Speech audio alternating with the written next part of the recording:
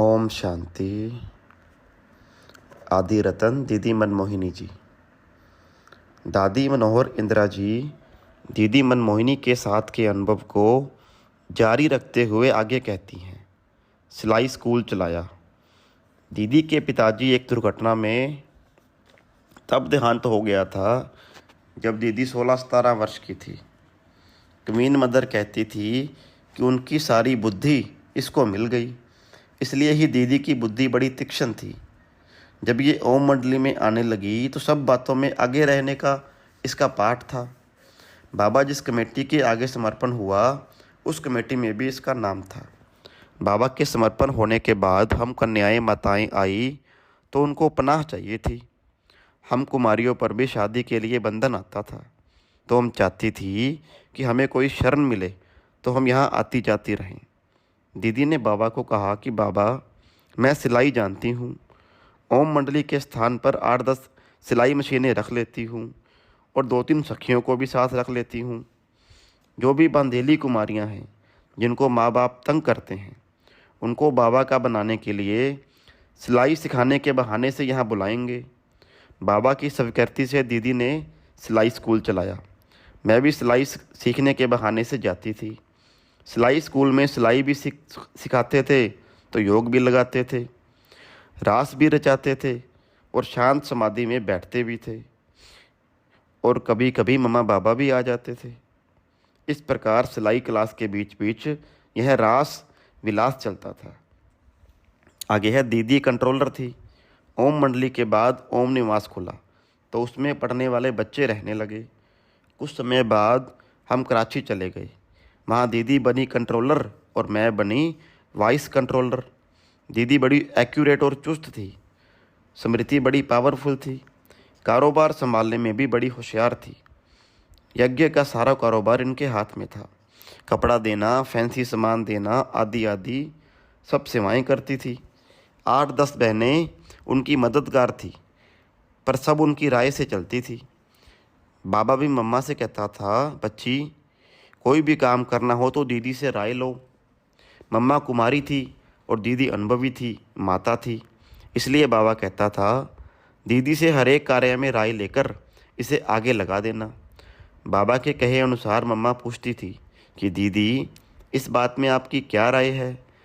तब दीदी उनकी राय में हाँ मिला देती थी कि हाँ, यह हो सकता है, और फिर वह कार्य हो जाता था। इस प्रकार कराची में हम कई वर्ष रहे। दीदी ने बाबा की राय से माउंट आबू का चुनाव किया। फिर हम माउंट आबू आए।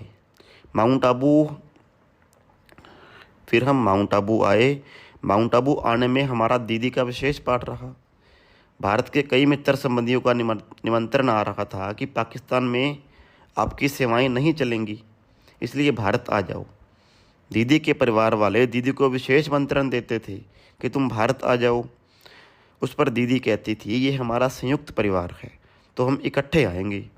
दीदी ने साफ लिख कर भेजा कि यदि आप बुलाना चाहते हो तो सारा ईश्वरीय परिवार आएगा। दीदी के चाचा लोकोमल, जिनका मुंबई में जसलोक हॉस्पिटल है, ने भी लिख कर भेजा, जैसे राजा जनक को ज्ञान मिला ऐसे मुझको भी दो। इनकी लौकिक भाभी कमला ने भी निमंत्रण लिखकर भेजा। तो बाबा ने कहा, दीदी तुम जाओ और भारत में जाकर मकान पसंद करो, पास करो, फिर मैं बच्चों को लेकर आऊँगा। दीदी आई तो उसने भारत के बड़े बड़े स्थानों पूना, अहमदाबाद आदि में मकान देखे। अहमदाबाद में इनके लौकिक घराने के गुरु गंगशरवर नंद ने राय दी कि आबू पर्वत बहुत अच्छा है। तो दीदी अपने लौकिक संबंधियों के साथ आबू पर्वत पर आई।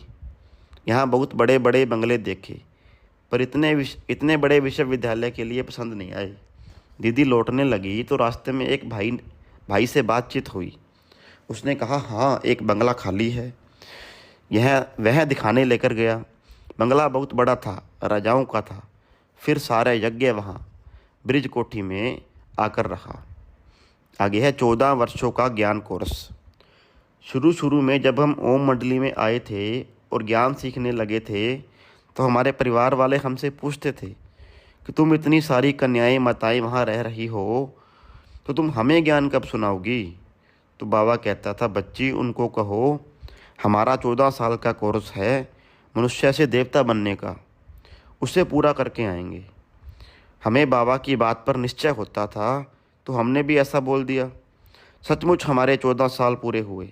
माउंट आबू आए, बेगरी पाठ शुरू हुआ। इतना जो 14 साल हमने बाबा से पालना ली थी तो मन था किस पालना का रिटर्न कब देंगे। पहले तो यह समझते थे कि यज्ञ में ही जीना है, यज्ञ में ही मरना है और यज्ञ छोड़कर कहीं नहीं जाना है। लेकिन बाबा कराची में कहता था कि लिख कर लाओ। साधुओं को ज्ञान कैसे सुनाएंगे, राजाओं को ज्ञान कैसे सुनाएंगे, कॉलेज में ज्ञान कैसे सुनाएंगे। तब हमें लगता था कि बाबा हमारी बुद्धि को चलाने के लिए यह प्लान देता है, नहीं तो हम तब हमें लगता था कि बाबा हमारी बुद्धि को चलाने के लिए प्लान देता है, नहीं तो कहाँ हम सन्यासियों से मिलेंगे। हम सेवा के अच्छे अच्छे प्लान्स बनाकर बाबा के पास ले जाते थे, अच्छे अच्छे पॉइंट्स निकालते थे। अच्छा, ओम शांति।